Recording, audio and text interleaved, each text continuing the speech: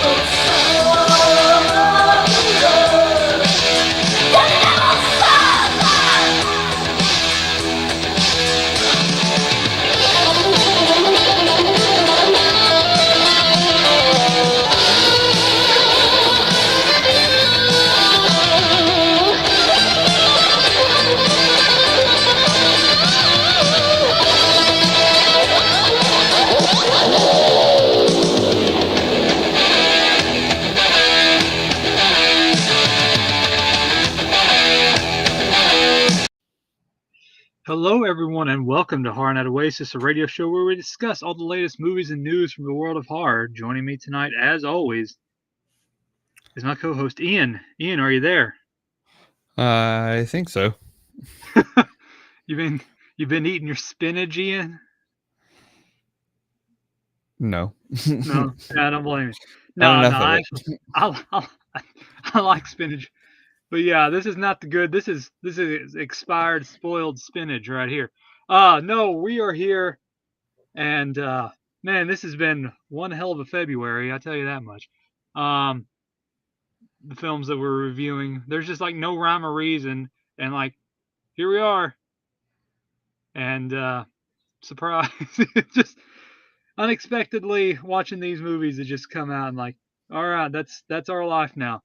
But yeah, Ian, this just recently hit the public domain not too long ago, along with the slew of other films where they take the intellectual property, and they churn out a horror film. A couple weeks ago, we did our first our second Mickey Mouse themed movie with Mouse of Horrors, and it's involving the same company or the same line of people, production crew, whatever, actors. Again, a lot of familiars that we've seen before. Daniel Scott makes an appearance. Another one makes an appearance as a certain character. But it's that UK crew that churns out these films every weekend. And they're having a field day making these exact same films that we've seen over and over again. But instead of a random killer, let's put a icon in there like Pooh, Mickey Mouse, and of course tonight's ridiculous film, Popeye. So we finally got our first Popeye horror movie in with Popeye's Revenge, or I think it's the same, Popeye the Slayer Man. I think it's the same title, but they just retitled it Revenge. I think it's the exact same film. So Popeye's Revenge starts out, and I'm just going to get this out of the way.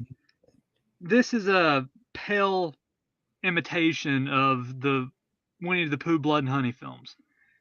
Basically, they took that formula and they said, it's not broke, don't fix it, right? And the thing is, you needed to have something there of substance to actually make it easier to deal with instead of just throwing shit together. I don't think it's as haphazardous as Mouse of Horrors, but there's not really a lot to this one besides a simple slasher movie with just Popeye as the central character. which again takes a lot of liberties, as I said, from Blood and Honey, and just a lot of other horror films, slashers of the like, which we'll get into. So the general plot of the film is that Popeye was born, and he came out in a sense he wasn't disfigured, he just had big forearms, and he was very very strong. Um, the family again as an infant the family didn't know what to do with him because he was just again a strong kid. And then again, this is all animated art style, which they did with Blood and Honey. I think they did this with Cupid as well, the animated art style, or something like that. Because I swear Cupid or something had that art style as well that we reviewed. The backstory about him and the Aphrodite or something, and he gets cast down to earth. That's cute. Again, I'm thinking of Cupid. But anyway, Popeye, he gets picked on, and they set the house on fire, which scars him as a child, burns his parents to death, and then he gets bullied, and then he drowns in a lake. But he's also friends with another person as a kid, which we'll get into that probably during our spoiler discussion. And so he basically drowned. So there's that legend of Popeye's house, where all this is taking place at, out on the sort of the forest near the docks, swamp, not really swamp area, but sort of on the harbor swamp area. And so we're introduced to some, again, more I wouldn't say paranormal crew, but like a documentary crew about the legend of Popeye's house. And so they're just going there. Two of them have sex. One's Daniel Scott, who's just getting sound and doing all kinds of stuff. They're just, again, it's just a pre-scene before our main film starts. And then that's where we're introduced to, again, just Popeye coming back, and getting, I guess, revenge on stuff. And so then we're introduced to Tara, and her parents bought Popeye's house, and so her boyfriend Dylan, Kathy, who Dylan and Kathy are sort of seeing each other, in a sense, they're kind of seeing each other, and they're kind of wanting to break it off with Tara. And then there's a bunch of other friends, 7 people total, that get up to want to go to look at Popeye's house, and they're wanting to do something to it. It's not really clear. Apparently, I think they said they want, make it into a haunted house attraction. Yeah, like they wanted to do that, or do again like that, or something else. But again, it's just fluff. Really, it's not really. There's really no plot to the film. There's just like to get the characters point A to point B. And so they get there, and again, like Tara is like learning about the history and the legend of Popeye and what happened to him. And then like apparently there's this fog as well that's coming in, and they wanted to do all this stuff before the fog comes in, for reasons. And yeah, there's like really no rhyme or reason for Popeye coming back. He's just there, and he starts attacking. He comes in out of the ocean, out of the water, and then he has his little tugboat, or it's his sailor boat, and then he just starts attacking people, and no rhyme or reason, no really backstory. He's just like, I'm here now. He can like transport when the fog comes in there, so he's almost like the sailors from the fog, where they come in on the fog and start attacking people. John Carpenter's The Fog, that is. And there's just like not really much of a central plot. All the characters are just like interwoven. There's another couple that's seeing each other, and side chick on the side. And they just don't really do anything. They're all just kind of one dimensional. There's the one girl that has like the Brazil shirt on, and then Beanie, who's like attracted to, who has a thing for the hotter chick, which I didn't recall her name, but she was the blonde with the cleavage, and he was trying to hook up with one or two of them because they were friends. And again, just a bunch of just like nonchalant characters doing nothing, just talking.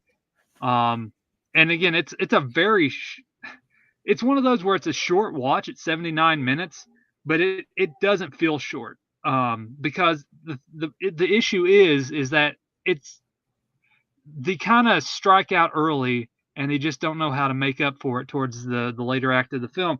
Because I swear that I think they kind of like, when the first 3 kills happen with the group of investigators, especially that third kill, it was like trying to play catch up.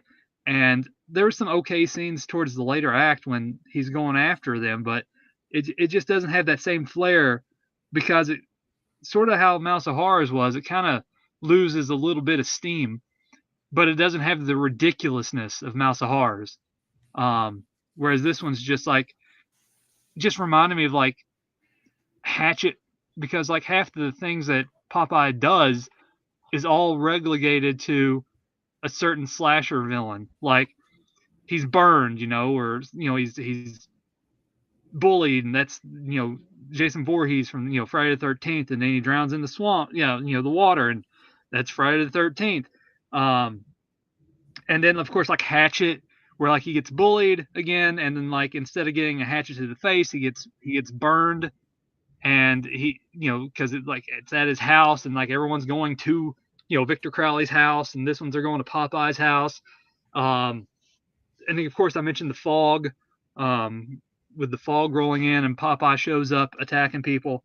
And of course Winnie the Pooh Blood and Honey 1, it's just beat for beat about the same shot, same setup, same ordeal, where like I swear there's a moment in Blood and Honey, the first one, where Pooh flips a car, and then of course he's in the car, but this time instead of being in a car, he's on like a 3 thing like mower, and it has like the same like shots and build up and scenes and lighting, and it's just like very, very similar, and just so many, like, again, like I said, if it's not broke, don't fix it.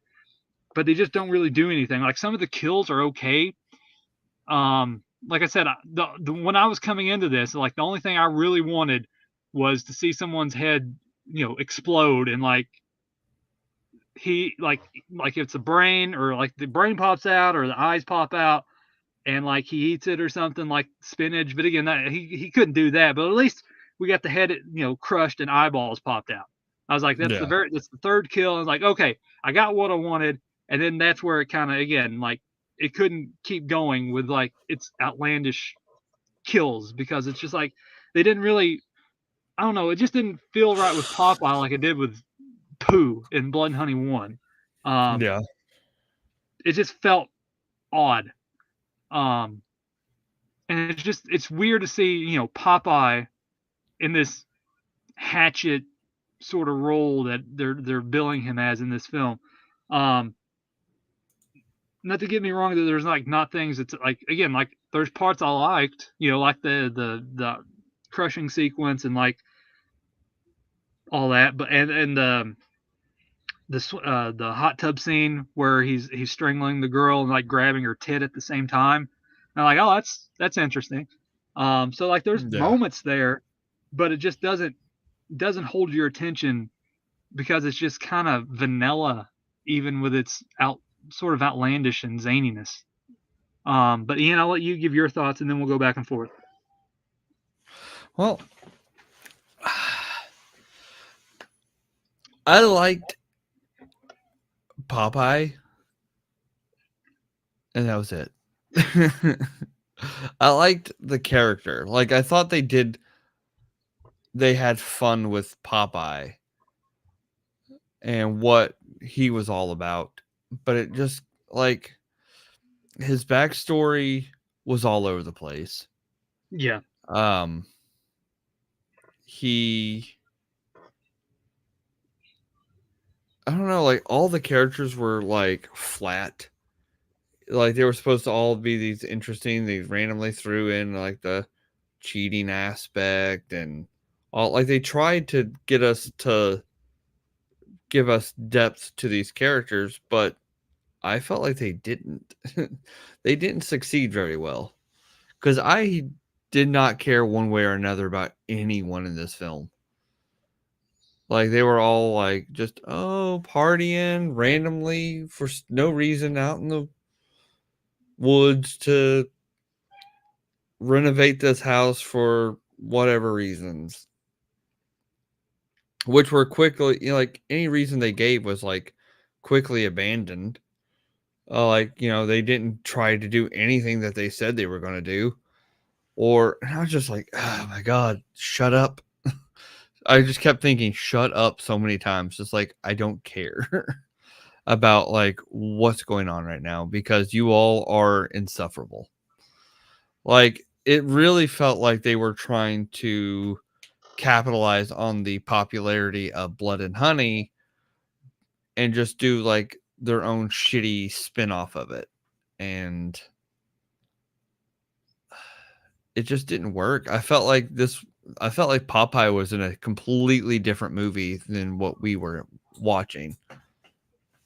Because, like, he came in hard. He didn't, like, he was punching and flipping cars, like you said, but like, I felt like he was an intense character, and I felt like they could have done it up a lot more. And I felt like he wasn't in his own movie as much. Yeah. Like, we got some here and there, and then it was like 40 minutes of just them partying. And I was like, this is boring. Yeah, and like again, like they do the whole like him tracking through the woods, like Jason Voorhees does, hiding behind trees and all that stuff.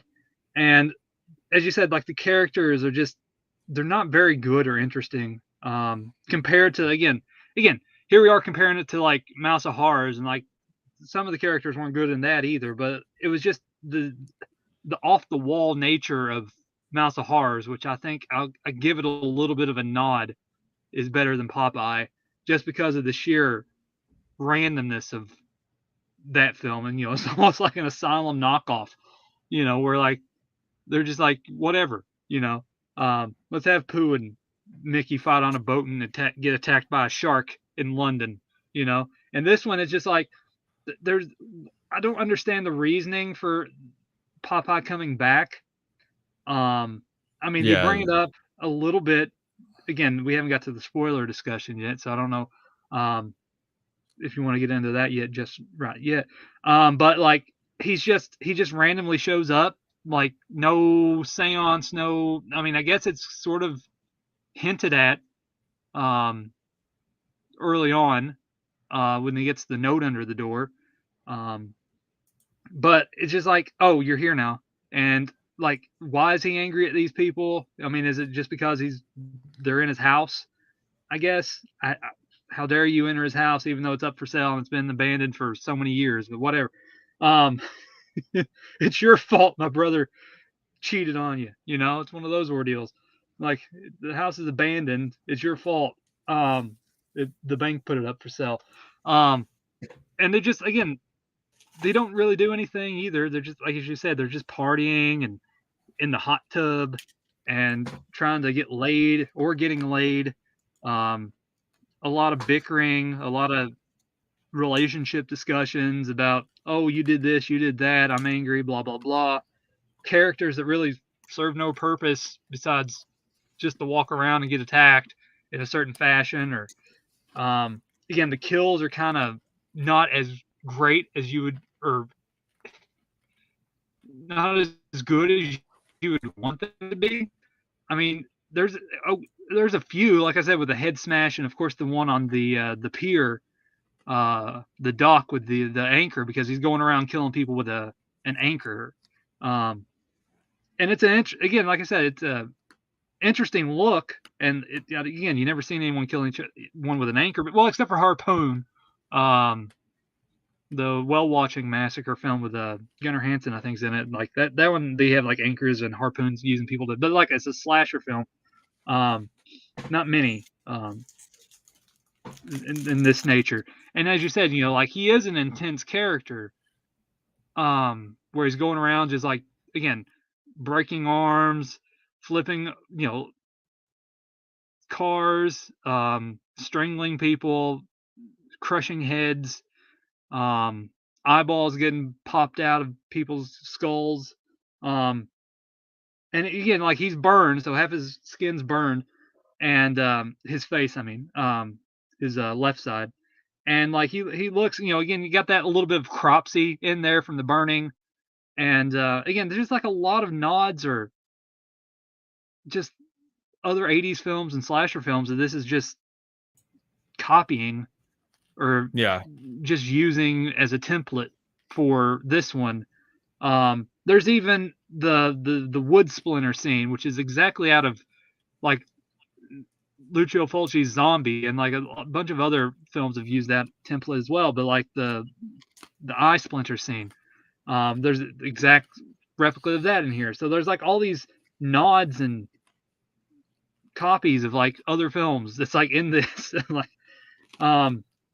which kind of just like, again, it kind of hinders it. Whereas like you couldn't create your own ideas. Like it's Popeye, you can do a lot with Popeye. That's interesting, and they just kind of flounder it. And at the end of the day, it's just like for 79 minutes, it's just one of those null and void watches. Like, okay, I've watched a movie about Popeye now, but there's like not much there. Like there's so much to go back and forth on Mouse of Horrors, because it, as we said, it was just like so out there and just like ridiculous. And like this one is like straightforward to a certain aspect, but it just copies and pastes a lot from other projects, and it just kind of dampens what could have been.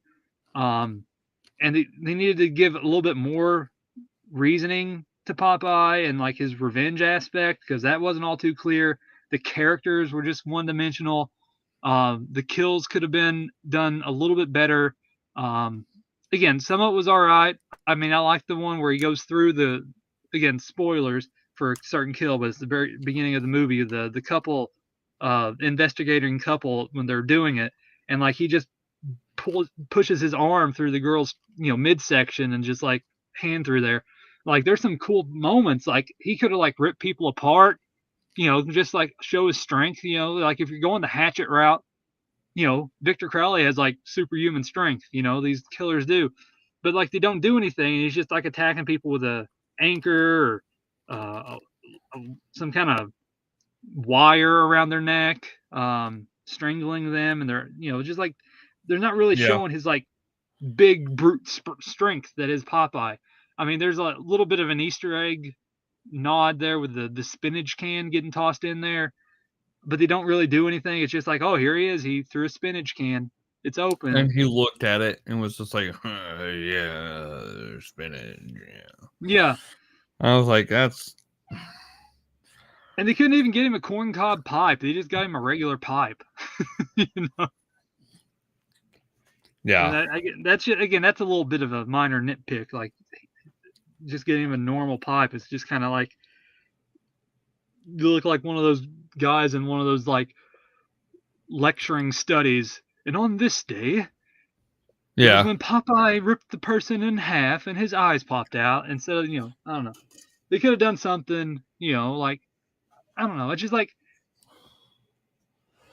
I get that they were having fun, but just like, again, like there's just like not enough meat on the bone for what they wanted to accomplish.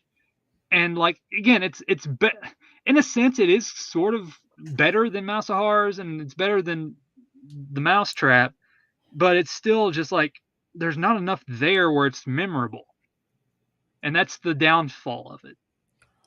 It's like if you have a Popeye, like again, Blood and Honey, it's memorable. You know, people don't like it or not, it's memorable. Mouse of Horrors, as bad as it was, it's memorable because of how Yeah. ridiculous half the things happen in that film. And this one's like they don't do anything to stand out, and they just take it from other films that's done this before, or copied and pasted to make it their own. And I'm gonna remember those films over this one, and that's the problem because you're taking Jason Voorhees, Victor Crowley, zombie wood splinter scene, eye splinter scene, the fog where Popeye's coming in and out of the fog attacking people. The hot tub scene in this one's the exact same in like Winnie the Pooh, Blood and Honey, and like just again the same template but just new skin. And that's the downfall of this one where just they don't make it their own as like they done with the other ones. Yeah. I mean, this movie is just like, when I first saw Popeye, I was like, okay, maybe this might not be too bad. And then it's just like drags on way longer than it needs. It really overstays its welcome. And the whole, like, I guess spoiler or whatever, the whole plot let's just with do this. Spoiler Olive. alert. Spoilers. Yeah. With Olive being locked away in the parents' basement.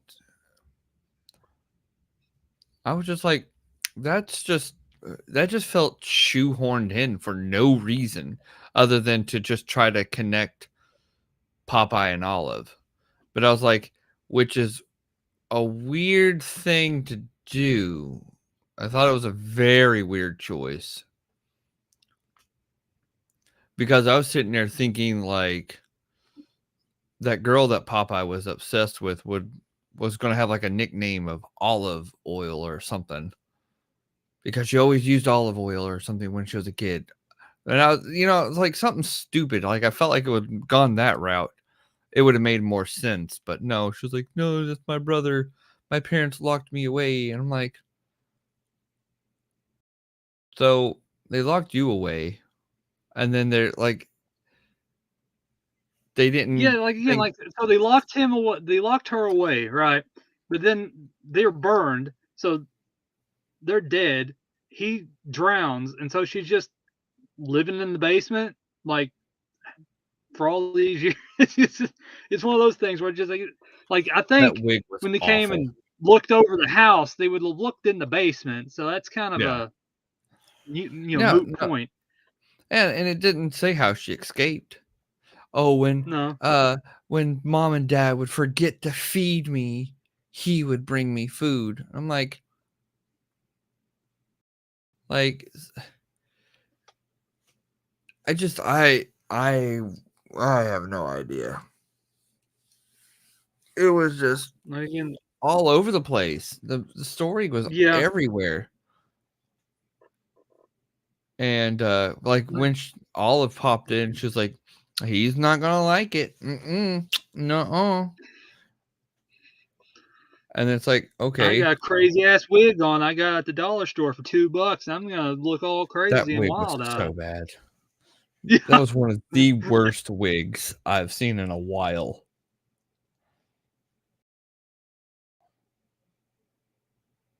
No, I was about to message it like, my God, this wig in.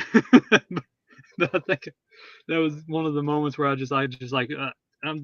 have the time. I was almost done with it, but it's just like, it's just like, it's just, I don't know. I guess they tried, but they just copied and pasted a bunch of stuff, and like, it wasn't as fun or endearing as the other ones, or stupid. Like as you said, like Popeye's in like a different world where the film just like it's a stupid slasher movie. All right, we're nitpicking something that's just we don't need to, but it's not the point. It's the justification of just like you could have had so much fun 79 minutes. You could have had a fun watch, and like all these outlandish or interesting kills, and you just do nothing but copy and paste your friend's homework, that did it better, and it just Yeah. didn't work, and it just felt flat for what they were trying to do. Like I said, like I like the kill with the guy on the pier, and he's like jacking off, and like the next thing you know, he gets the anchor to the dick, Yeah. and then he gets his spine ripped out, and then his head removed. And it's just like, that's a cool kill, even though your spine would be connected to your head and wouldn't sever at the base of your neck, or your skull. But I digress. It was a cool scene, because he's sitting there, he's jacking off to the picture of the girl that took the photo earlier that he was interested in, and he's just like on the pier jerking it. Next thing you know, oh, I got an anchor in my crotch. It's like one of the better moments. Yeah. And like they could have had, just like, again, it showed Popeye's strength. That's the thing. Like he needed to have this brute force, and like, again, pulling the spine out, taking someone's head off. I mean, yeah, cool stuff. Flipping a car over, doing something with it. Like he's Popeye. He needs to show his strength, and like he only did it like twice. 3 times, but with the girlfriend couple in the beginning, forcing his arm through her chest. But like there's just a lot of strangulations or getting attacked by the anchor, and just like he just disappears and shows up when it's convenient with the fog aspect, which doesn't really make a lick of sense either. Like, why is he traveling in the fog? That's not brought up. Was it his smoke? I thought it was like smoke from the fire. I guess. I mean, I know. Like there was no real good lore setup about that, of like what he was. Like he's tangible, yet he's a spirit, but he gets like can be punched in the face, he can be dragged and all that shit. But like he's like, I mean, it felt like they were trying to do a shitty version of Candyman for a minute. No, that's Devil Row. That's the shitty version of Candyman. Yeah. I was like, what is going on? And like none of it is really explained until like the end either, which is stupid. Because I just thought it was a boy that survived. I mean, they should have done it that way, but no, it would have made better sense. And okay, we all got the same dream that we had to rebuild this house, and we all had to take turns owning it and do nothing with the house. I was like, okay, why? Like, what did that do? Like, was it so his sister can live there? Like, that wasn't explained. No. Like, why the house needed to exist. And then he was killing them anyway. That's a leprechaun's curse too for you. Yeah, that's a territory that's just like not good to go into. It's like, okay, the reasoning is for why they're doing it is weird. Okay. Yeah, I don't know. It didn't really grab me or make much of an impact. I mean, it had some okay moments, but like it's just, they don't really do much with it. And again, the lore that they try to set up just doesn't work or makes that much sense. Like, again, like he drowns, but like, again, like they did the whole thing with, like, again, Jason Voorhees, child Jason Voorhees drowning, and then his mother, they could have done that whole aspect where it's like olive oil doing everything, or what was it? Oh, I don't remember. But like he just doesn't he doesn't feel, it just doesn't feel right. It just, again, they're just like, he's not his own, because he's just like copying these. That's the only thing. Like, he needed to be his own character, again, like, and we were saying that with like fucking Massa Hars and Mickey was Terrifier and Art the Clown. So again, I can't. But that one was just so fucking ridiculous though, and it's just like you can't help but mention it because it's just so freaking ridiculous of that, Mouse of Horrors and everything going on. Like, oh, I'm gonna build you a bride. Like, I'm gonna build my creations a bride of severed body parts, make them a bride, and then like they're fighting and just like, if you love each other, if you you'll fight for my amusement. It's just, oh, it was Yeah. wacky. Like I said, just Mouse of Horrors is just wacky of how everything goes about in that one. And again, like, there's just a lot of stuff in this one is just like harkening back to the first Winnie the Pooh, Blood and Honey, and all the other films I mentioned. And it's just like they just didn't really do much with it, and that's like they wanted to, but it was the same stuff we've seen before, and he needed to be like, I don't know. I guess the characters needed to be more thought out. The lore needed to be tweaked. Just like some of the reasonings behind everything. Like, I don't know. Like, why does he have a boat? Is he, like you said, is he like is he a spirit? Is he just an entity? Is he an actual person that just survived being burned? Why is he transporting in the fog, smoke, whatever you want to call it? It's just like a lot of things. Just like, what is Popeye? Yeah, I never no, thought I'd like, be saying that. What is Popeye? We need to have an intellectual conversation and a deep understanding. What is Popeye? you know, like, I think a lot of it really could have been so much better.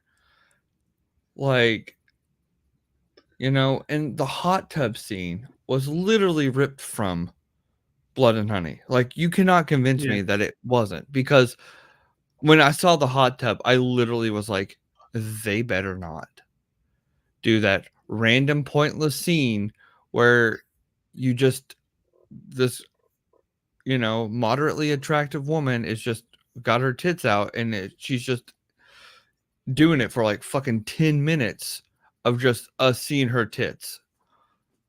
And I was like, I mean, while I appreciate a good pair of tits, this was just, I was just like, oh my God, let's just get to the fucking killing.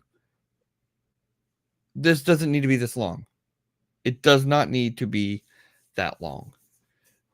It's just there for a grab. And I'm pretty sure it's almost in the same spot in the movie as it was in Blood and Honey.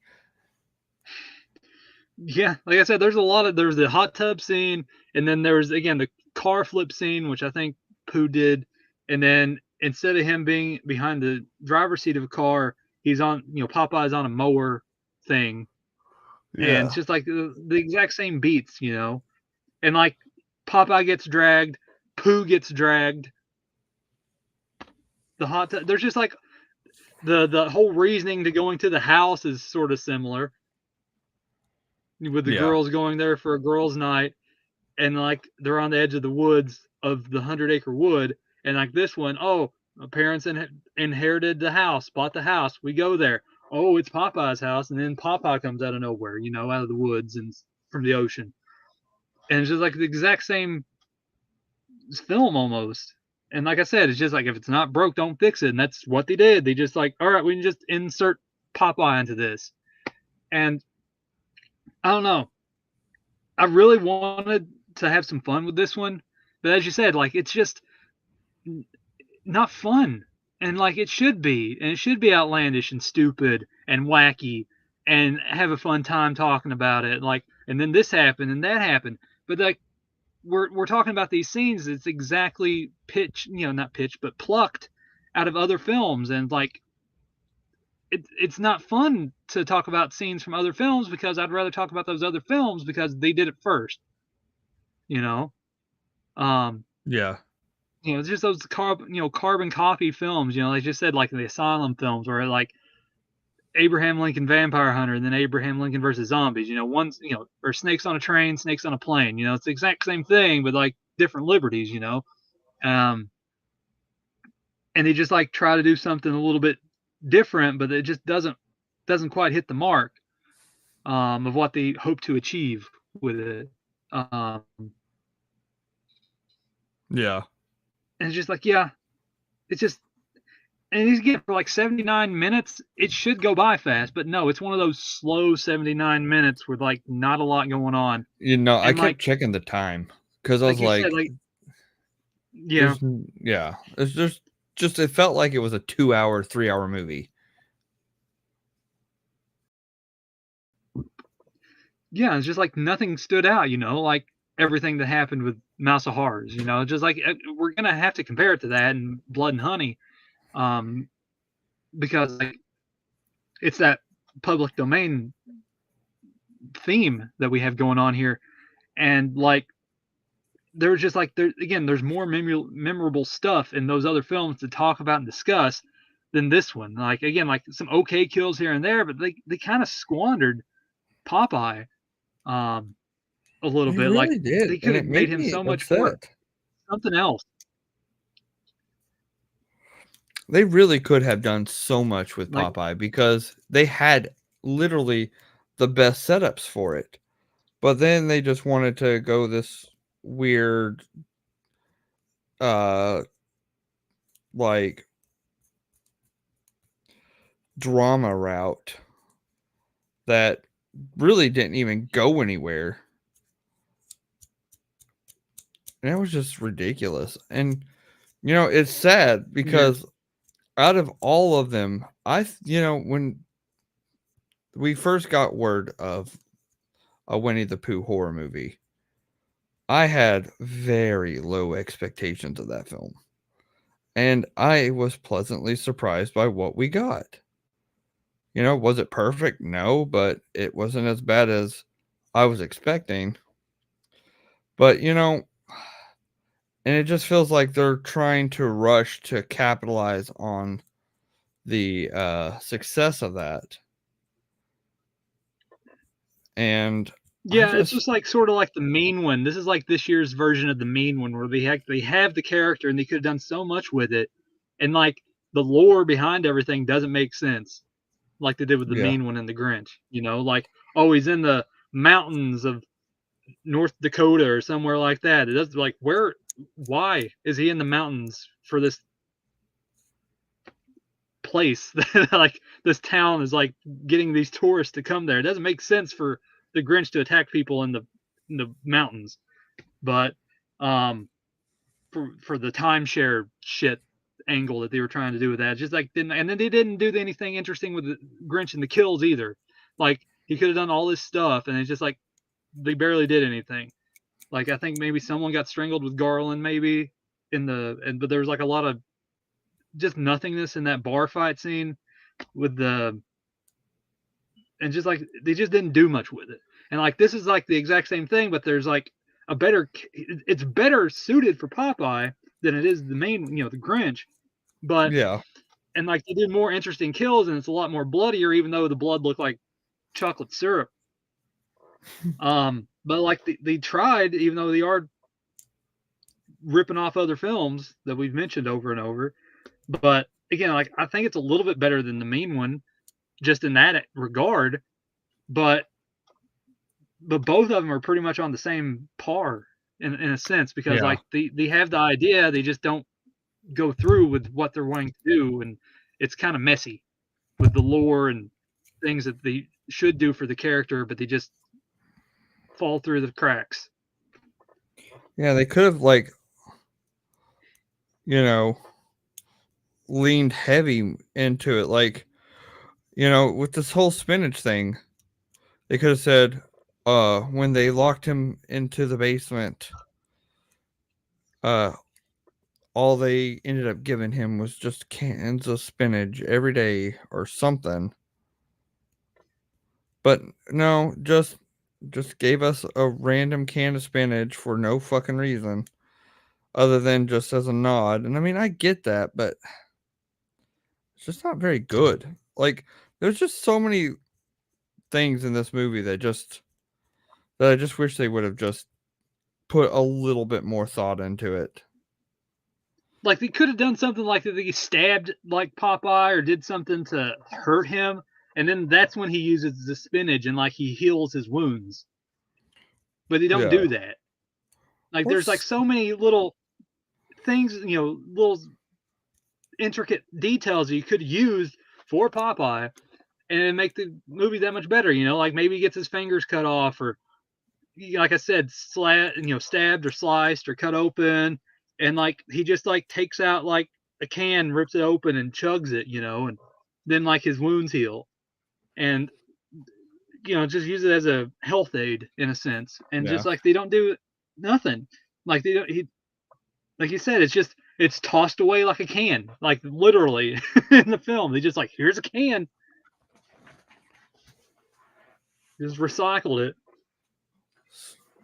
But yeah, like it's just not. I mean, it's there to watch it. I mean,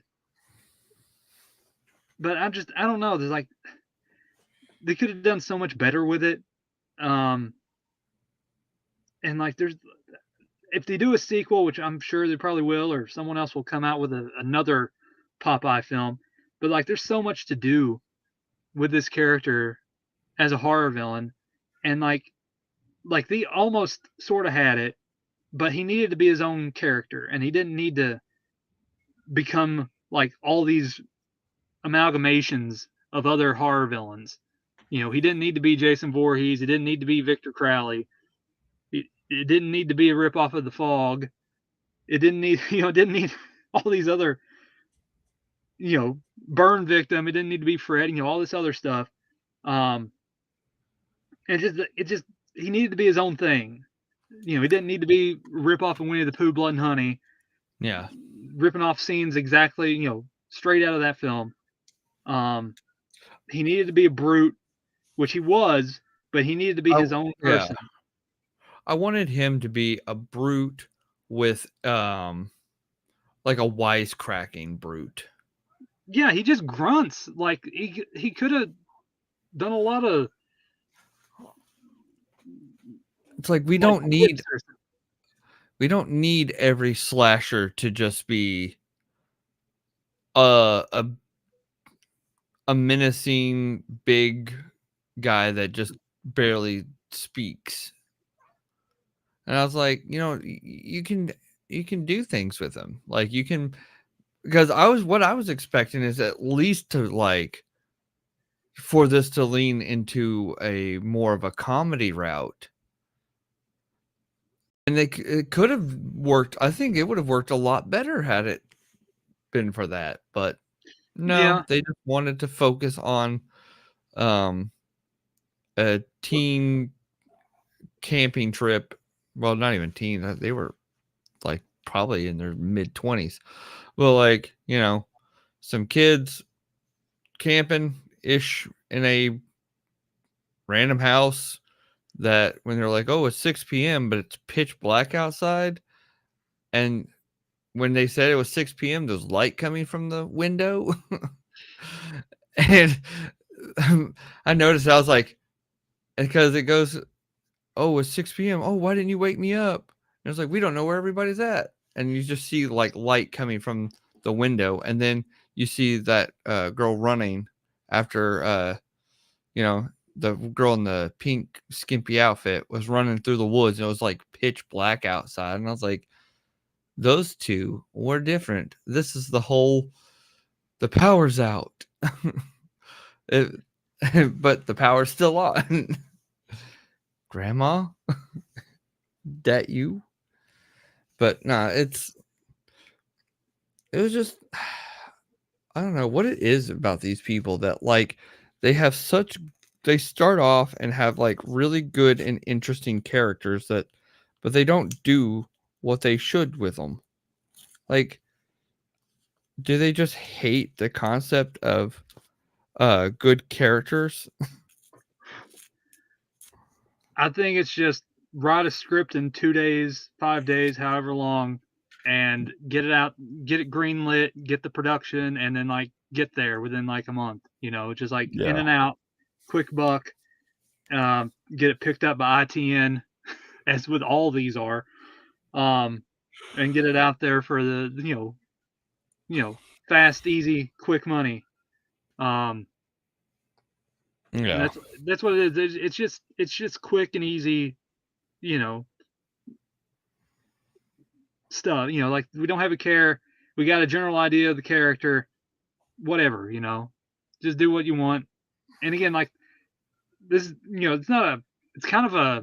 I don't want to say this, but it's like the director is not really known in the realm of the other people that do all these knockoffs, or the Louisa crew, even though like a lot of the actors from the Louisa crew's in here.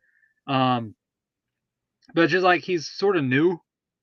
When I looked up his filmography, like he's only done like 4 things, and like this is probably going to be his main staple, big film, tentpole film, because the other ones just like have no recognition.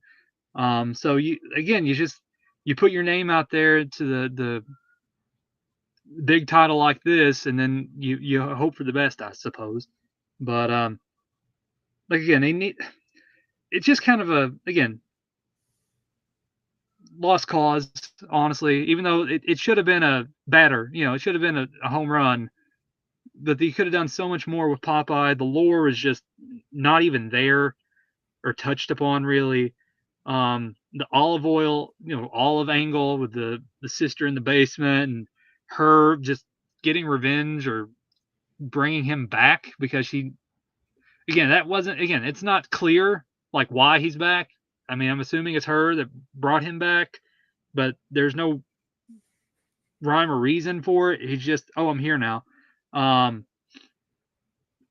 just like the characters, is just again, characters are going to be fodder no matter what in these slasher movies. That's pretty much, especially with like again Mouse of Horrors and stuff like that. But like the acting was like again more sufficient comparatively to other films, especially Mouse of Horrors.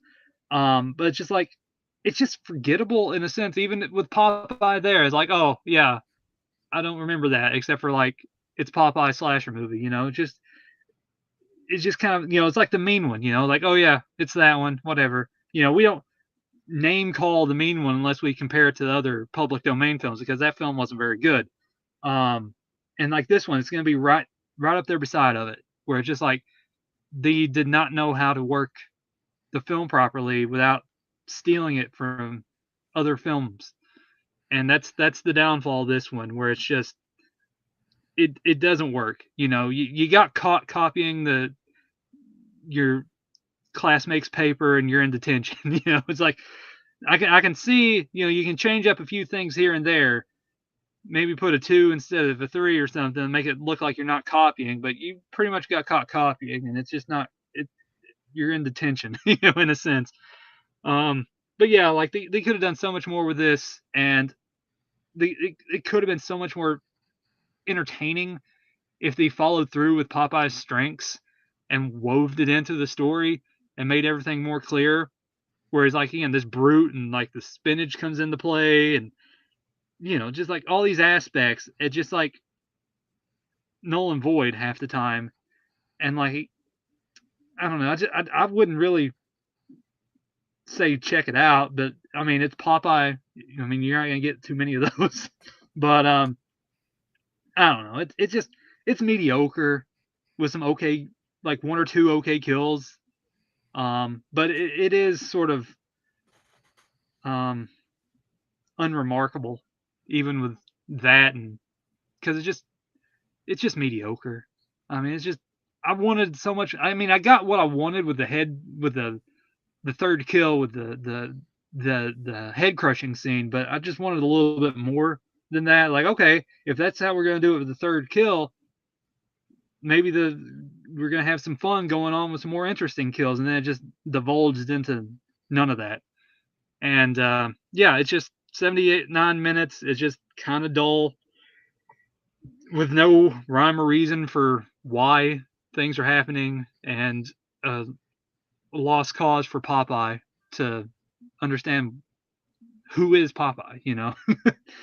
But Ian, any final thoughts before we call this a show? I think we talked about it for long enough because it's been an hour. Yeah, I'm right there. Yeah, I'm amazed we managed to go that far. But anyway, that is going to do it for our review of Popeye's Revenge. We appreciate everyone for listening. Ian, as always, it's great talking with you. Be safe out Likewise. there, buddy. And we will talk to you next time on Horror Night Oasis. All right. Good night.